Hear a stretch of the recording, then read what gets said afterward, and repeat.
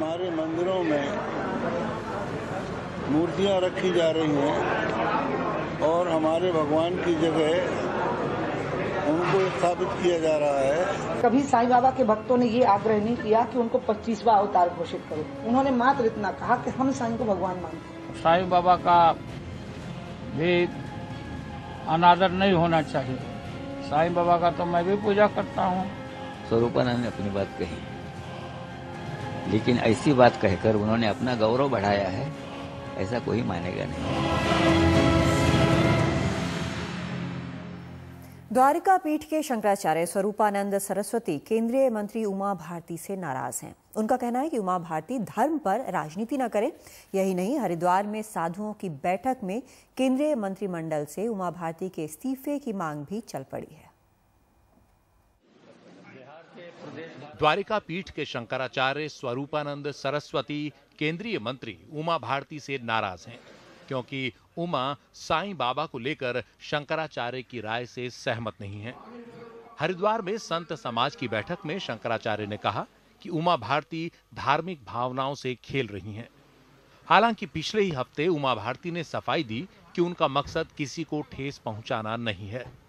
स्वरूपानंद जी महाराज तो हमारे लिए गुरु तुल्य हैं, लेकिन मैं एक बात जरूर कहूंगी कि बाबा ने कभी घोषित नहीं किया था कि मैं भगवान हूँ। सत्य साईं बाबा ने ये कभी नहीं कहा कि मैं भगवान हूँ। तो भगवान मानने वाली बात है ना, ये बहुत इंडिविजुअल होती है, इसके कोई रूल और प्रिंसिपल नहीं होते हैं। लेकिन शंकराचार्य इस बयान से संतुष्ट नहीं। उन्हें लगता है कि केंद्रीय मंत्री उनके सामने पेश होकर सफाई दें, तभी बात बनेगी। उन्होंने उमा भारती का केंद्रीय मंत्रिमंडल से इस्तीफा तक मांग लिया है। उन्होंने कोई क्षमा याचना नहीं की है और वो अपने विचार पर कायम है। उधर आरएसएस ने शंकराचार्य को याद दिलाया है कि वो भी अपनी हद से आगे बढ़ रहे हैं। यहाँ पर हर एक को अपनी बात कहने का अधिकार है। स्वरूपानंद ने अपनी बात कही, लेकिन ऐसी बात कहकर उन्होंने अपना गौरव बढ़ाया है, ऐसा कोई मानेगा नहीं। पिछले दिनों शंकराचार्य स्वरूपानंद सरस्वती ने अपील की थी कि साईं बाबा की पूजा न की जाए। अब इस अपील पर भक्तों में घमासान मचा हुआ है। किसकी पूजा हो किसकी नहीं, ये बताना ना तो सरकार का काम है, ना नेताओं का और ना ही धर्मगुरुओं का। लेकिन दिक्कत तब होती है जब व्यक्तिगत आस्था के मुद्दों को राजनीतिक रंग दे दिया जाता है। लगता है ताज़ा मामले में भी ऐसा ही कुछ हो रहा है। दिल्ली में अखिलेश शर्मा, एनडीटीवी इंडिया। तो शंकराचार्य की तरफ से कहा जा रहा है कि उमा भारती धर्म पर राजनीति कर रही हैं, लेकिन सवाल ये उठता है कि क्या जो आरएसएस ने कहा है, क्या जरूरत से ज्यादा दखलंदाजी यहाँ पर धर्म की तरफ से नहीं किया जा रहा। इस पर हम चर्चा करेंगे। खास मेहमान हमारे साथ हैं अमन सिन्हा, लगातार हमारे साथ बने हुए यहाँ दिल्ली स्टूडियो में, प्रवक्ता हैं बीजेपी के, और पंडित अजय गौतम हमारे साथ जुड़ रहे हैं, शंकराचार्य समर्थक हैं। अजय गौतम जी, आपको नहीं लगता कि कुछ हद से ज्यादा आगे बढ़ गए हैं? आरएसएस भी ये कह रहा है कि आप अपनी दहलीज लांघ रहे हैं जब आप केंद्रीय मंत्री के इस्तीफे की मांग कर रहे हैं। देखिए, बहुत स्पष्ट सी बात है, जो धर्म है वो कहीं ना कहीं हमारे जीवन का एक हिस्सा है। सुप्रीम कोर्ट का जो लोगो है उसके नीचे लिखा हुआ है यतो धर्मस्ततो जया, यानी कि धर्म की रक्षा के लिए, स्थापना के लिए ही न्यायपालिका, विधायिका और कार्यपालिका की स्थापना हुई है।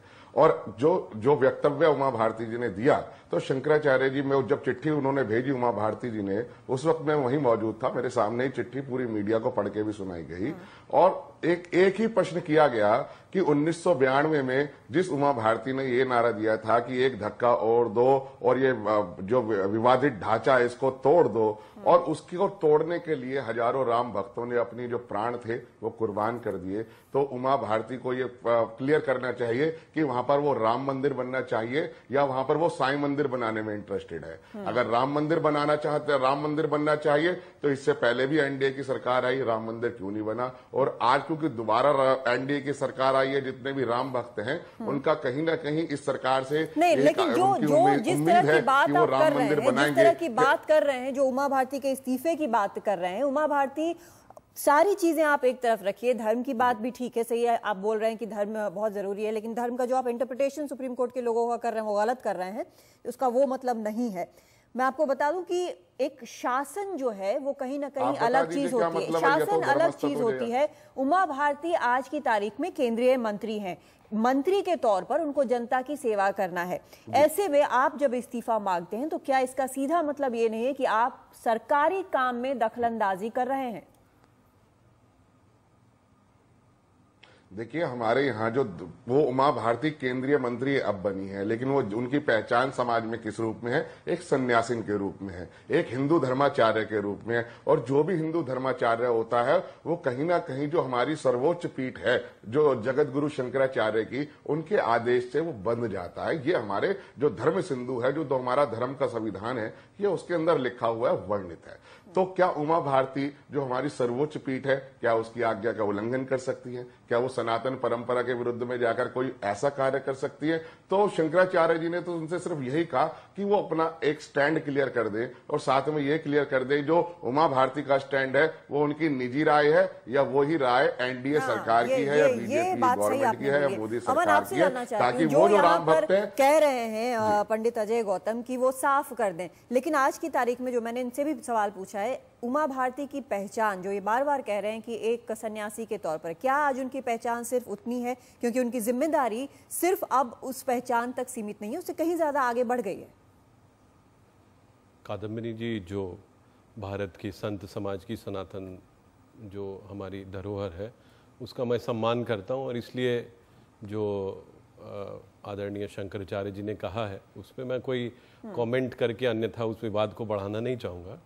पर ये बात ज़रूर है कि उमा भारती जी का बहुत बड़ा योगदान रहा है भारत के कई बड़े बड़े आंदोलनों में, और आज भी जो उनके जिम्मे काम है वो बहुत ही पावन पवित्र काम जो गंगा जी को निर्मल स्वच्छ करने का काम है, और वो उस काम में पूरी तरह लगी हुई है। मुझे नहीं लगता कि ऐसा कुछ कहे कि हम लोगों को इतने बड़े मिशन से उनको डिट्रैक्ट करना चाहिए जो कि नेशनल इंटरेस्ट में हो। जहाँ तक हमारे जो हमारे महाराज जी ने जो बात कही सुप्रीम कोर्ट के बारे में, सुप्रीम कोर्ट का जो धर्म है वो भारत के संविधान का पालन जो है करवाना होता है, उसको उसका इम्प्लीमेंटेशन ठीक से हो, वो देखना सुप्रीम कोर्ट का धर्म है।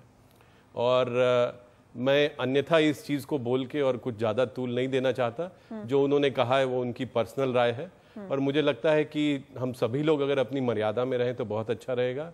जो धार्मिक लोग हैं, जो राजनीतिक लोग हैं, और धार्मिक लोगों को भी बहुत ज़्यादा मुझे लगता है कि राजनीति के क्षेत्र में आके और उस पर बहुत ज़्यादा कमेंट करना, जैसा आपने ठीक कहा और मुझे लगता है हमारे मित्र भी ऐसा समझते होंगे, तो वो भी मुझे लगता है वो अपनी मर्यादा में रह के सबको आचरण करना चाहिए, और मुझे आशा है कि सभी लोग ऐसा ही करें।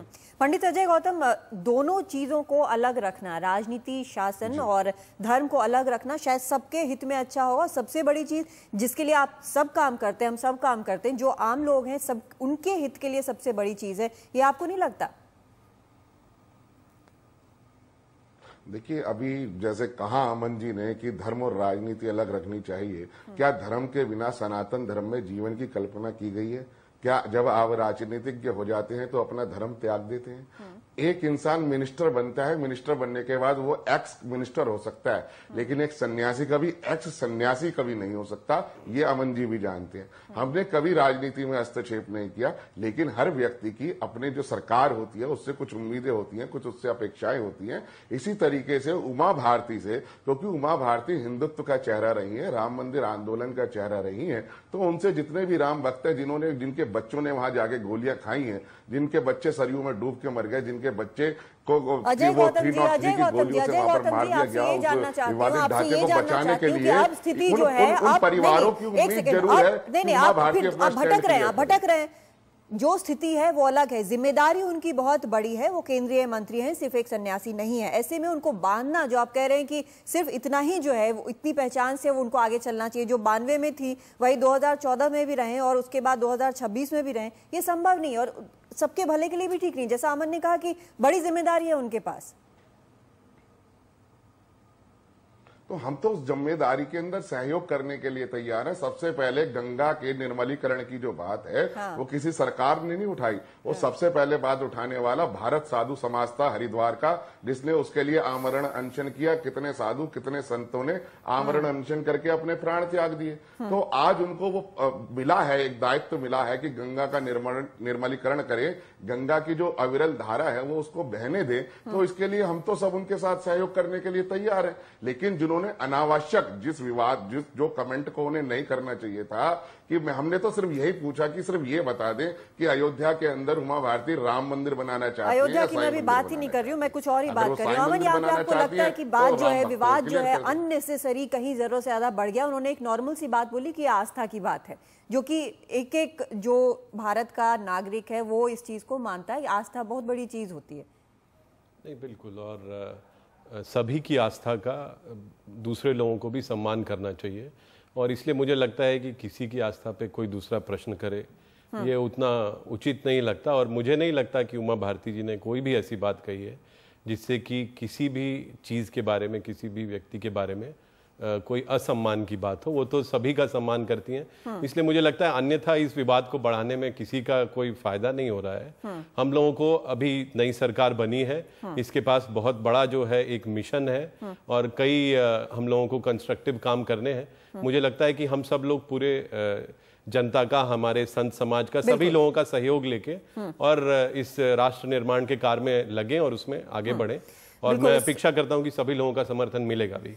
इसमें शायद सबसे बड़ी चीज़ यही है कि अन्यथा विवाद को बढ़ाने का कोई मतलब नहीं हो। आस्था की बात जो है एक एक भारतीय जानता है, उसका मतलब क्या है एक एक भारतीय जानता है, इस चीज़ को याद रखना बेहद ज़रूरी होगा। हमारे दोनों मेहमानों का बहुत शुक्रिया इस कार्यक्रम में आने के लिए। फिलहाल एक ब्रेक ले रहे हैं और लौटते हैं एक और बड़ी खबर के साथ जिसका असर आपकी जेब पर होने वाला है।